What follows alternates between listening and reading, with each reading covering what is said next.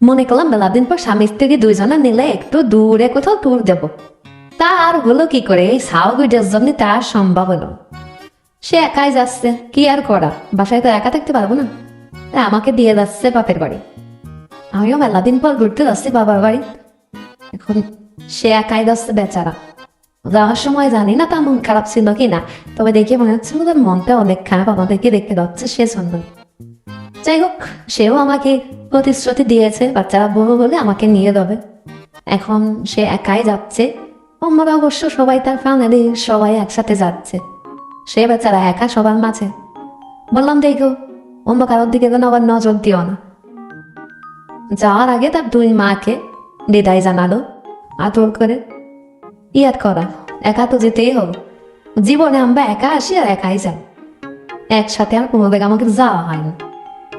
বাচ্চা কাচ্চা বড় না হওয়া পর্যন্ত আর একসাথে কোথাও যাওয়া হচ্ছে না। এ বেচারা একাই গেল, আমাদেরকে এভাবে গাড়িতে উঠাই দিয়ে সেও ওইদিকে চলে।